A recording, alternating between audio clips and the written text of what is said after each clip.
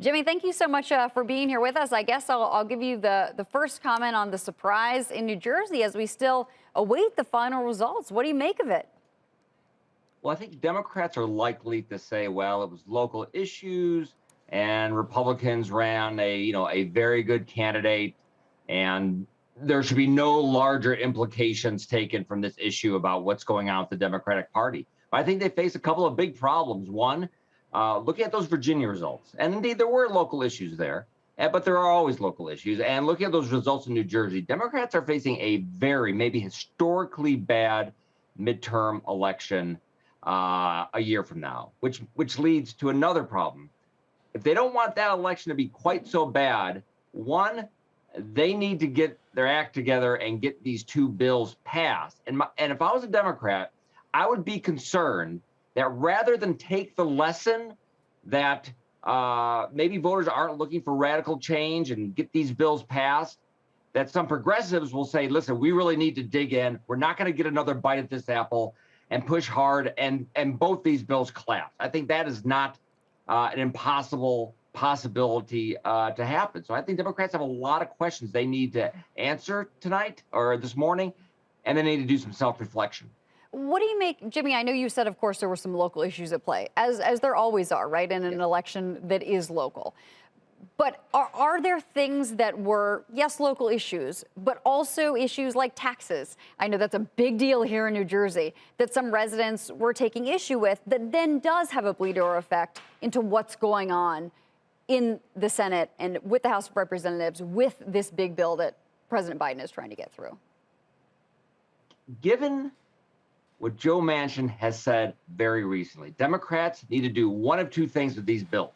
One, they need to shrink them further, or they need to raise taxes more to pay for them.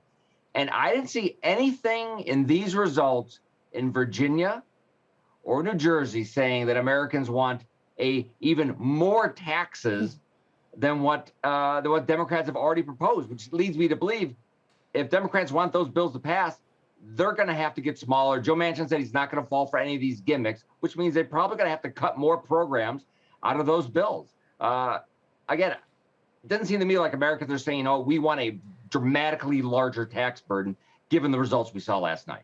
Yeah, I mean, living here in this area, a lot of the commercials, it seemed, were really focusing on Governor Phil Murphy's view on taxes and sort of taking one of his sound bites from an event. Of course, these are opposition commercials saying, look, if you don't like high taxes, maybe New Jersey isn't the place for you. It just seemed like a message that was hammered home again and again. And Silvana was just talking about the possibility of removing this SALT cap limit, the $10,000 limit on some of these states. I mean, is that really in play as we talk about taxes here?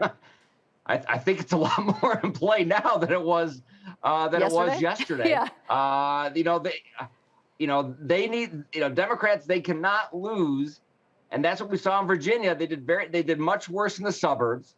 They cannot lose those suburbs. They will get just swamped a year from now. So I think that repealing that cap, which is a really huge money loser, and is a big tax cut for other upper income and wealthier Americans, which has not been the Democratic message for the past year. So I think you face a problem on what to do about these bills, and more fundamentally, what is going to be the central Democratic message going forward if what they end up doing is giving tax cuts now to upper income Americans. This was supposed to be the inequality party. That doesn't seem like that's playing so well right now.